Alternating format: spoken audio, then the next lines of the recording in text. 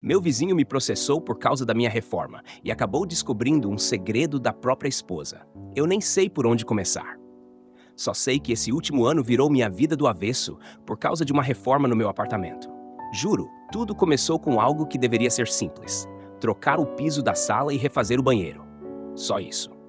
Mas acabou virando uma briga judicial que me deixou endividado, esgotado e, no fim das contas, expôs um segredo que nem era meu.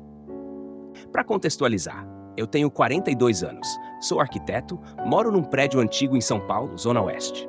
Comprei o apartamento em 2019 e morei nele durante toda a pandemia. Era um AP com muito potencial, mas que precisava de uma reforma. Só que como a grana estava curta na época, eu fui postergando. Só no fim de 2022 é que juntei dinheiro suficiente para fazer a primeira parte da obra. Como arquiteto, eu mesmo desenhei tudo. Contratei uma equipe de confiança e segui todos os trâmites legais. Avisei o síndico com antecedência, protocolei a anotação de responsabilidade técnica, entreguei planta da reforma, horários, cronograma, tudo certinho. A obra começou e, claro, teve barulho. Bateção, poeira, aquele caos de obra que todo mundo conhece. Mas estava dentro do horário permitido, entre 9 da manhã e 5 da tarde. Mesmo assim, no terceiro dia, meu vizinho de porta, o Sérgio, um cara de uns 50 anos, advogado, veio bater no meu interfone dizendo que não conseguia mais trabalhar em casa. Alegou que eu estava ultrapassando os limites e que a reforma era ilegal. Eu desci para conversar com ele, tentei acalmar, mostrei os documentos aprovados pelo síndico, disse que seria só por 2 semanas. Ele ficou vermelho de raiva e falou que não adiantava mostrar papelada porque ele conhecia a lei melhor do que eu. A partir daí, começou o inferno.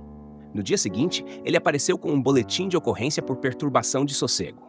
No outro, uma notificação extrajudicial pedindo a suspensão da obra.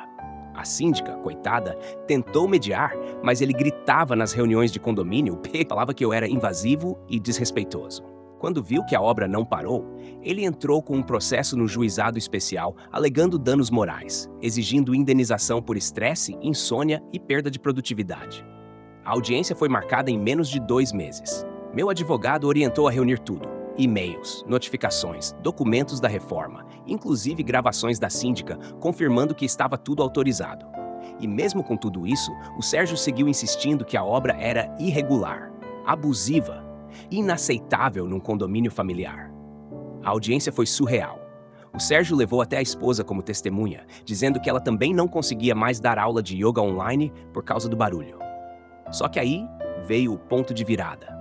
Durante o depoimento dela, minha advogada, muito sagaz, fez uma pergunta meio casual, perguntando se ela estava de fato em casa durante os horários da obra. Ela disse que sim, que sempre estava ali. Só que isso contradizia um comprovante de pagamento que eu tinha anexado nos autos. Um recibo de entrega de piso no prédio em um sábado, onde ela mesma assinou como responsável pelo recebimento, num horário que, segundo o marido, ela estaria na aula de yoga online. A juíza estranhou, pediu mais detalhes e minha advogada perguntou, educadamente, onde exatamente era a aula dela. E foi aí que a esposa deu uma resposta esquisita. Disse que dava aula no escritório do meu cunhado, ali no Brooklyn. A juíza então perguntou se ela não estava em casa no dia da entrega, e ela hesitou. Tentou mudar de assunto, disse que talvez estivesse confundindo datas. Mas a juíza percebeu que tinha algo errado. A audiência foi suspensa por inconsistência nos depoimentos, e no mês seguinte, sem aviso, o processo foi retirado pelo próprio Sérgio. Achei estranho, mas fui tocar minha vida. Até que, 2 semanas depois, encontrei a esposa dele, sozinha na garagem, chorando. Fui educado, perguntei se ela estava bem, e ela desabou. Disse que o marido descobriu que ela tinha um caso com o tal cunhado do Brooklyn e que aquilo tudo tinha sido uma loucura, que o Sérgio usou o processo como forma de extravasar o estresse dele, mas que ela sabia que estavam errados. Fiquei sem saber o que dizer. Só desejei boa sorte e fui embora. A reforma terminou.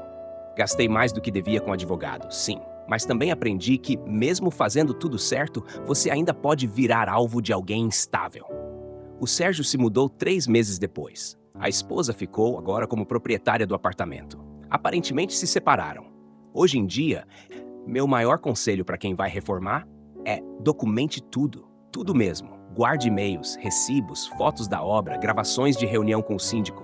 porque tem gente que faz do processo judicial uma forma de vingança pessoal, e mesmo estando certo, você precisa provar isso. E isso dá trabalho, estresse, desgaste, mas é necessário. Atualização. Depois que compartilhei essa história, muita gente comentou dando conselhos preciosos. Vários usuários recomendaram que eu fizesse um protesto formal no cartório contra a denúncia falsa do Sérgio, para constar que a ação foi retirada por inconsistência nos depoimentos. Também recebi dicas para protocolar tudo por escrito em futuras reformas, registrar até conversas com o síndico via e-mail e anexar fotos de horários da obra. Segui essas orientações. Com a ajuda do meu advogado, fiz um dossiê completo da reforma, inclusive para evitar que algum novo morador tente alegar abuso. Não cheguei a entrar com ação contra o Sérgio, porque honestamente, depois que ele saiu do prédio, eu quis encerrar esse ciclo. Mas aprendi muito, e sou grato a todo mundo que comentou e compartilhou suas experiências. A comunidade aqui é foda. Obrigado de verdade.